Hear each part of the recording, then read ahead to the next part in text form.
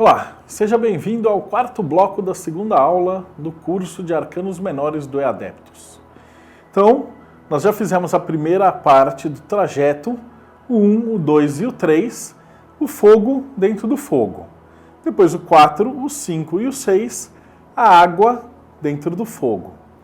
Nesse bloco, nós vamos ver os arcanos 7, 8 e 9 de bastões, ou seja, o ar dentro do fogo. Então o que a gente entende daí, ar dentro do fogo? É a razão dentro da vontade, regido pelos três esferas, Netzah, Hod e Yesod. Então como é que a gente pode entender a razão dentro da vontade? Ela é uma espécie de freio, porque você está lá na vontade querendo fazer tudo e de repente a razão vai vir te questionar. Então essas cartas, quando elas surgem numa tirada, elas normalmente estão questionando alguma coisa ou te alertando de alguma coisa. Então vamos entender como é que isso pode se processar e mais interessante ainda, vamos ver como é que isso se comporta nos 3 estados de consciência. Como é que isso se comporta para o mago, pelo Rider-Waite, para o profano no mitológico e para o mago verdadeiro no tarô de Crowley. Então, vamos começar.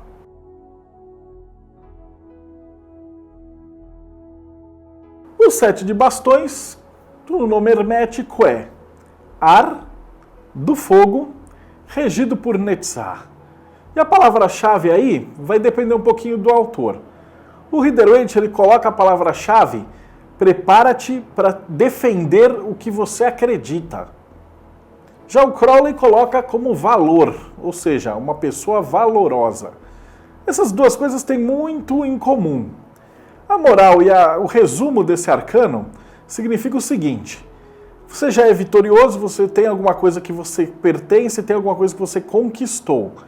É o momento de você se preparar para defender aquilo que você acredita. Então, um exemplo prático disso pode ser que você foi produzir uma obra de arte. Então teve a ideia, foi produzir, escolheu as tintas, se preparou para pintar, pintou e fez a sua abertura no 6. Então você abriu e fez a sua galeria de arte. O 7 é aquele momento que virão as críticas. Então, você se preparou para prestar o vestibular, entrou lá na faculdade. No final você vai fazer um TCC, você quer um mestrado, você vai ter uma banca questionadora. Você lançou um produto, você vai ter pessoas perguntando. Você fez alguma coisa, você vai ter gente questionando. E aí a gente vai analisar isso junto com os arcanos maiores. Qual é o grau de maldade desse questionamento? Podem ser simplesmente amigos com críticas construtivas ou inimigos que vão fazer ataques maledicentes. Então isso vai depender do arcano maior que tiver junto nessa tirada. O resumo do 7 de bastões, ele diz apenas que é para você se preparar para defender o que você acredita.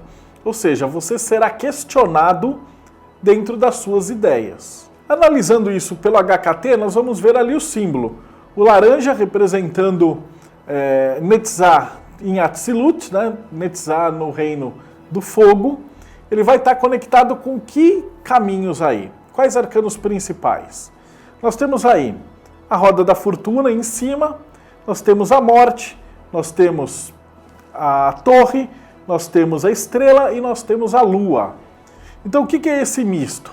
Você tem por um lado uma saída para a prosperidade, no outro a morte, a torre que é o esfarelamento, a estrela que representa aí a intuição e finalmente a lua que seria a ilusão. Então você vê que são os caminhos possíveis para um ataque. Se você estiver bem preparado para o que você quer, você realmente vai colher os frutos daquilo que você plantou. Se você estiver completamente despreparado, as críticas vão moer você e vão te triturar. Então daí a morte, a torre, a ilusão. Analisando esse arcano, ele pode servir tanto quanto um aviso, quanto como uma preparação, como algo que você já está preparado. Então vamos olhar pelo ponto de vista de cada um desses tarólogos. No Rider-Waite, o que você tem aí? Você vai ter um camarada que ele está preparado com o bastão e você tem vários outros bastões que estão prontos para ir atacá-lo. E ele sozinho está pronto para enfrentar mais outros 6 bastões diferentes. Ou seja, prepara para se defender aquilo que você acredita. Então tome posição e defenda os seus ideais. No caso dos profanos, quando a gente olha aí o mitológico, qual é a representação? Uma vez que Jazão pegou o velo de ouro, ele sofreu um motim. Quando ele estava retornando de barco, os seus aliados armaram um motim para roubar o projeto dele, para roubar o velo de ouro dele. Então isso representa muito do que a gente vê no mundo profano. Como são pessoas que não estão ligadas na espiritualidade, na magia, etc., é muito comum nesses ambientes um puxar o tapete do outro. Então essa carta ela pode servir como um aviso de que tem gente que está te traindo, tem gente que está te roubando, tem gente que está tentando puxar o seu tapete, tem gente que quer aquilo que você possui. Então ele representa bastante dessa parte de inveja, de ganância dos outros em relação a tentar se apoderar de alguma coisa que lhe pertence ou de alguma coisa que você conquistou. Então, portanto, é o momento de você defender aquilo que você acredita. E finalmente no do Crowley, ele representa ali os 3 bastões de ouro e um novo inimigo chegando. Mas como esses 3 bastões de ouro eles estão tão entrelaçados e poderosos, significa que ele não tem o que temer. E o bastão que é colocado por cima é simplesmente desintegrado. Pensa num mago cuja verdadeira vontade é a música. E ele compõe uma sinfonia que ele compõe de coração. Um crítico vai escutar aquilo e ele vai enxergar que aquilo é verdade, com V maiúsculo.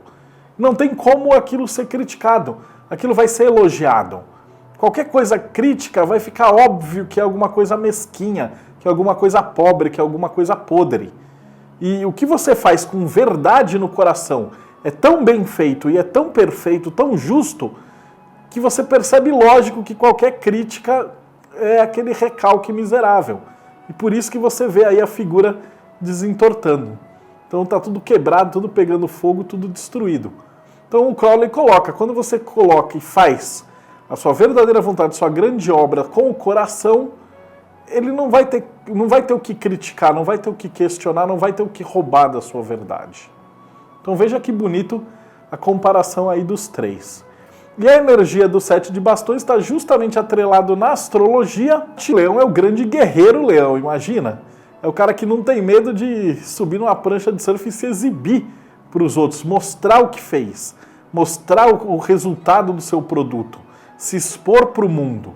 Se o que você está fazendo é honesto, é verdadeiro, é essencial, não tem nenhum problema de você servir de exemplo para os outros. Daí o Martin Leão, dessa carta.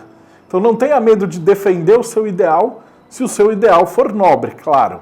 Daí que o tarô sempre ele tem esse pequeno probleminha. Ele não vai falar o que você quer ouvir, ele vai falar o que você precisa ouvir. Mas você está preparado para o que você precisa ouvir? Então essa pergunta vai ser respondida no próximo arcano.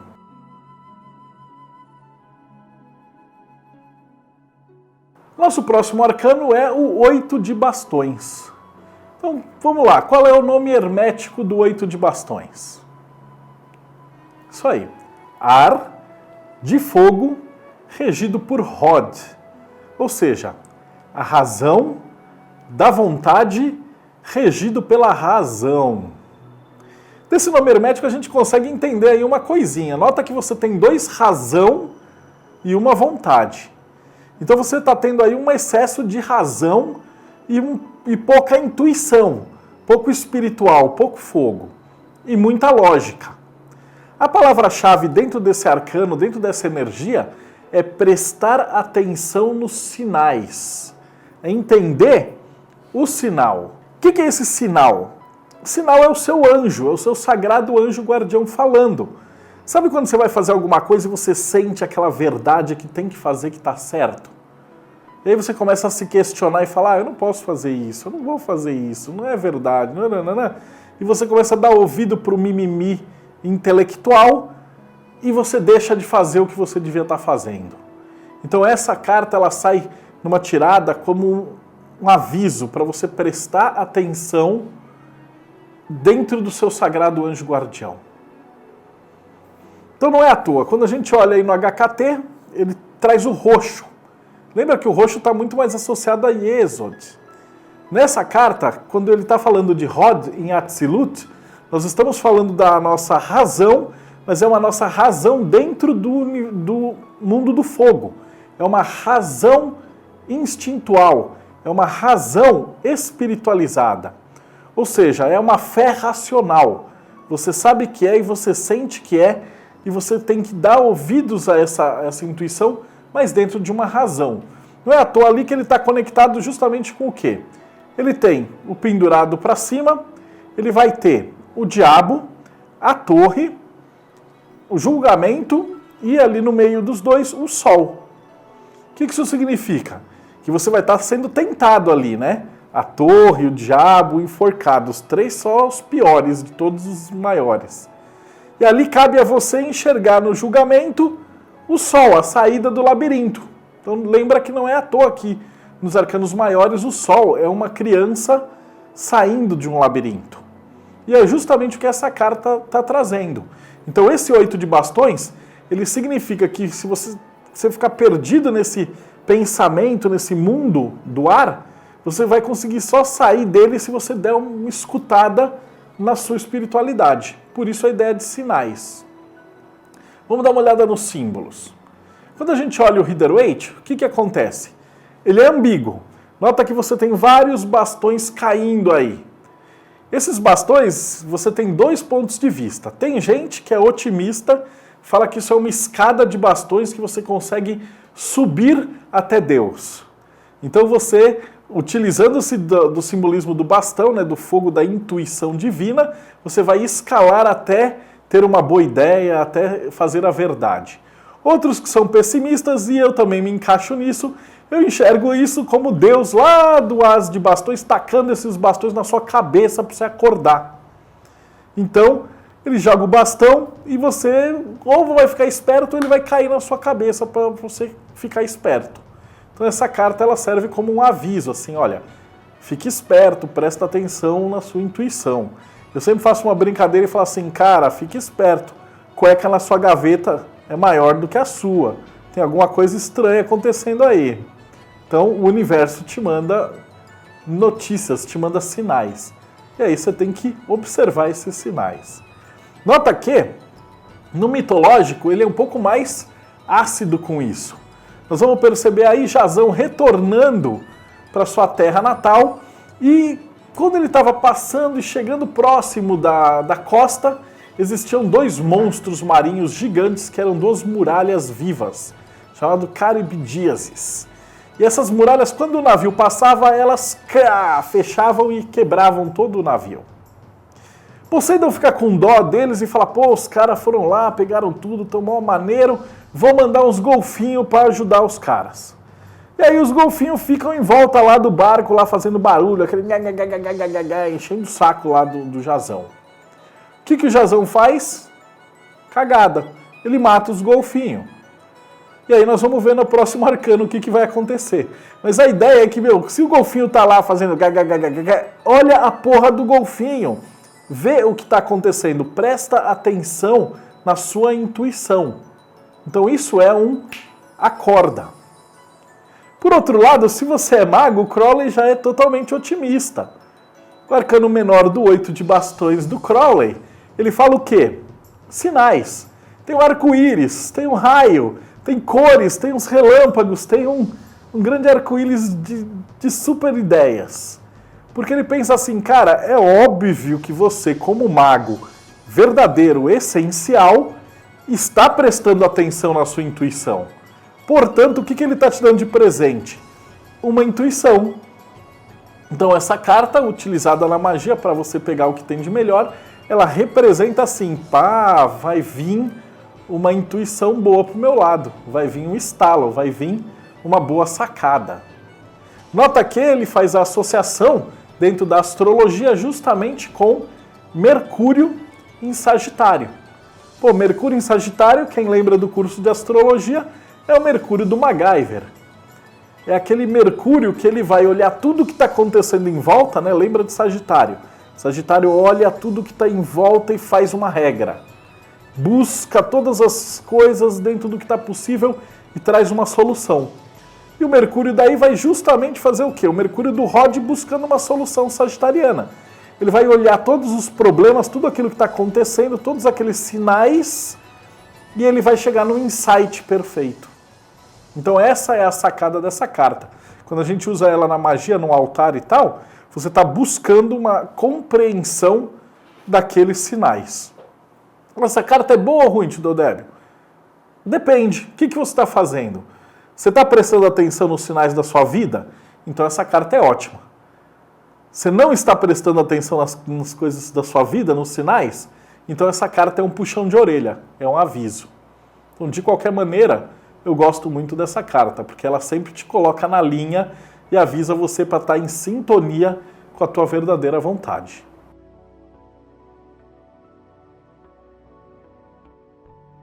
E finalmente, se você consegue equilibrar esse terceiro triângulo, nós chegamos no 9 de bastões.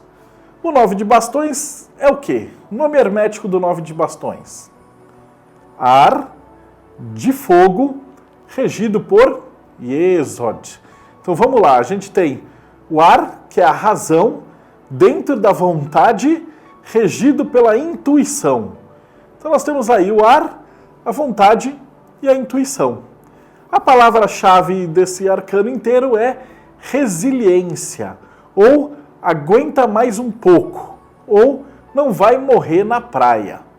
Então a ideia desse 9 de bastões, lembra que todo 9 é a gestação. Então o 9 está criando, está gestando alguma coisa. Você está tendo a sua vontade e você está tendo ali a razão criticando essa vontade. O Yesod pede para você segurar um pouquinho, você está quase conseguindo, está quase terminando o seu projeto. Então, o que acontece aí? Qual que é a ideia por trás desse 9 de bastões? Você está terminando a coisa, está quase finalizando e não vai largar esse projeto. Sabe, às vezes, quando você abre um empreendimento, um negócio, e aí está tendo uma crise e você não está vendendo, e aí você pensa e fala, pô, eu vou largar isso e vou pegar um emprego, prestar um concurso, largar minha vontade. Quando sai esse arcano, é um aviso do seu íntimo para falar assim, cara, aguenta mais um pouco. Então ele é aquela força que você está precisando, aquele finalzinho, aquele resto de energia que vai te ajudar a fazer aquele um pouquinho a mais.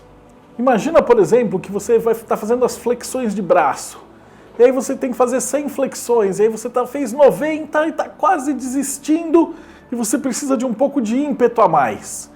Essa energia é esse ímpeto que vai te dar aquela forcinha para você terminar um pouquinho a mais. E aí no final desse período você consegue colher o fruto daquilo que você fez. Vamos entender isso daí por meio dos símbolos, né? Como é que a gente entende o 9 de bastões? Então, pelo HKT, o que nós vamos ter aí? Nós temos Yesod, ele é o roxo também, um roxo um pouquinho mais lilás, um pouco mais púrpura, né? De estar em Yesod, em Atzilut, né? No reino do fogo. E ele está conectado aí aos 4 arcanos maiores. Então, quais são os arcanos maiores relacionados? Nós temos aí a temperança em cima, o sol de um lado, a estrela do outro e para baixo o mundo. Então você vê que só tem coisa boa. Só que você precisa ter a temperança, você precisa saber guardar sua energia e terminar aquilo que você começou. Então daí essa lição de energia dessa casa que você vai precisar para finalizar o que você tem que fazer. Vamos olhar no Rider-Waite, qual é a figura que tem essa alegoria. Você vai ver um camarada, ele está diante de um guarda, né? Então ele é um guarda, está diante de um portão, e ele está todo machucado, e ele está esperando. Então esse guarda ele já teve o ataque, lembra que ele sofreu o ataque antes, ele já brigou com todo mundo, ele já se preparou, já veio o ataque que foi previsto, né, no Arcano 7, e aí pum! E aí falta tipo 10 minutos só para ele entregar o posto para o outro soldado. Então é só para ele descansar, mas ele não morrer, ele continuar atento que daqui a pouquinho ele vai ser rendido e aí tudo vai estar finalizado. Então é só para colocar assim, atenção, segura um pouquinho mais, aguenta um pouquinho mais que você já vai colher os frutos daqui a pouco do que vai acontecer. Nós percebemos pelo mitológico que os profanos normalmente fazem o quê? Quando falta pouco, eles desistem e eles morrem na praia. Então a palavra-chave aí do mitológico, você pode ver que é ele sendo destroçado. A gente consegue ver ali onde ele tinha que chegar no fundo da carta, e como ele não escutou as visões, não deu ouvido para ninguém, não deu ouvido para o tarô, para os conselhos, para a intuição, ele foi destroçado pelas placas e o barquinho dele foi afundado. Ou seja, ele morreu afogado pertinho da praia. Já que o Crowley, ele considera que você é um mago. Então ali a palavra-chave é força. Ele tem ligado diretamente em Lua e em Sagitário. Então você consegue ver assim flechas, são 8 flechas direcionadas para baixo, um Sol e uma Lua conectando. Significa que quando você tem a verdadeira vontade, quando você tem essa ideia, você quer fazer alguma coisa, né? Lembra que o naipe de bastões é a vontade, e você está imbuído da sua magia, da verdadeira vontade, você não vai parar. Então, se você diz assim, meu sonho é abrir uma fábrica de cupcake, e você abriu, mesmo que você sofra e passe o pão que o diabo amassou no começo, e você sabe que aquilo está certo, você tem a sua intuição, você vai continuar, e vai dar certo no final. Caso você abandone, ou você vai morrer na praia.